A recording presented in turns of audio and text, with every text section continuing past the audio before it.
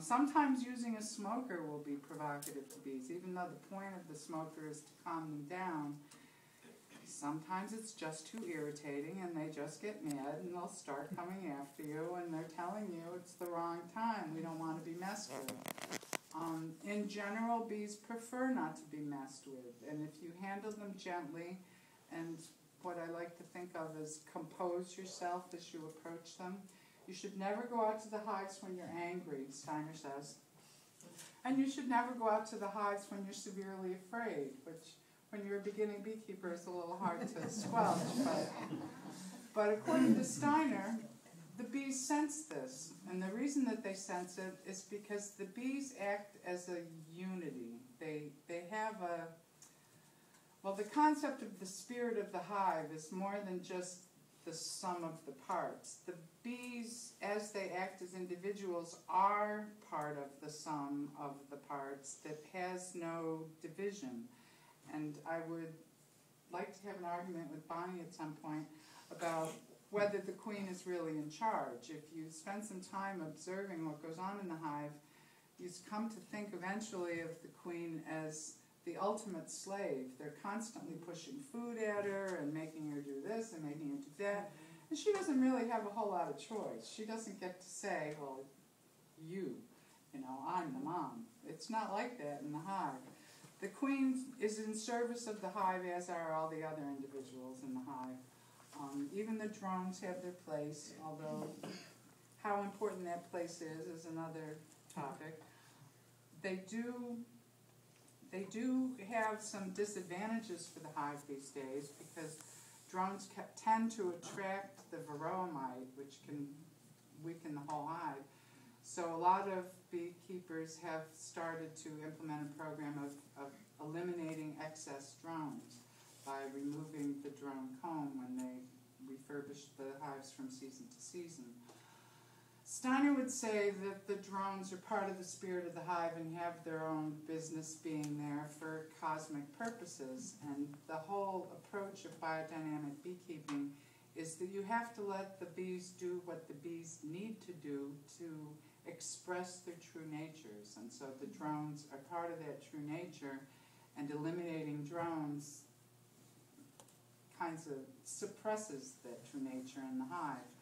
I did copy out the biodynamic standards for beekeeping and hive products, more because I found it really interesting how almost impossible it is. Being certified as a biodynamic beekeeper is a very, very lofty and difficult standard to achieve, but it brings me to remembering about developing standards for organic farming and how there really is a big difference between I was talking to Kevin about this at the beginning of the meeting, there's a real difference between economic necessity in farming. And when we moved to Kingston in 1977,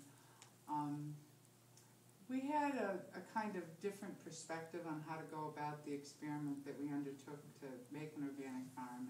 And the experiment was supported by the fact that we became a nonprofit organization with a lot of kind of lateral interests and involvements. And it wasn't of the utmost necessity that we succeed financially as a farm. So when we undertook our first organic experiments, if the crop didn't come, or the raccoons got it, or the bees died, it was very sad, but it didn't ruin us. It didn't put us out of business, because the whole idea was that it was an experiment. We knew back in 1977 that farming, in particular in this area, was really endangered. We'd already seen a lot of farms go out of business, and we tried to make good friends with as many old farmers as we could find, just to find out what they knew. And some of them were beekeepers. In the Demeter standards, they expect that beekeepers will not only be doing bees, that bees are part of a larger sphere, hopefully of enough acreage so that the bees will forage mostly within the area that you can be more or less certain that poisons haven't been sprayed in. But bees actually, when they're hungry, can go as far as 3 to 5 miles away. So some people will say there's no such thing as organic honey. Well, it's true, there really isn't, because you don't really know where all that stuff came from. There's an indication based on color and sometimes the fragrance, but you can't ever really be sure, and you can't certify all your neighbors within a 5-mile radius. So the standards of beekeeping that you need to maintain have more to do with your own practices. And part of that is what the bees need, and part of it's what the bees don't need. And then the obvious stuff for people who are interested in pure food is that you create something that's unadulterated and as untreated as possible. I used to try and strain my honey, which was, even with just a couple hives, takes forever. And finally I developed a method where when I uncap my honey, well, when I extract my honey, I draw it off from the extractor into wide-mouth gallon jars, and then I let it sit overnight, and then all the stuff that might be in there, the flakes of honey and random bee parts, all float to the top, so you can just skim them off, and then you never really have to strain it at all. Another important thing for honey is to make sure that you bottle it before it starts to crystallize, because once you start heating honey, it becomes treated. And nobody really knows whether all the enzymes and things that are good for you in honey are damaged by heating. Demeter requires that you not heat it above 35 degrees centigrade. I don't even know what that is. We're keeping to the agenda. Oh, okay. So, anyway, that's my thing. I think that we should look at things like the Demeter standards as indicators, but not be discouraged because it's so hard to find wax that came from another certified farm. You know, you do the best you can. I personally don't think that it would be a lot of fun keeping bees in a skep or the kind of things that they propose. They don't even like really using foundation. But I think that there's certain principles that are worth abiding by, and that leaving enough honey on the hive for the bees to get through the winter is at least one of the most basic.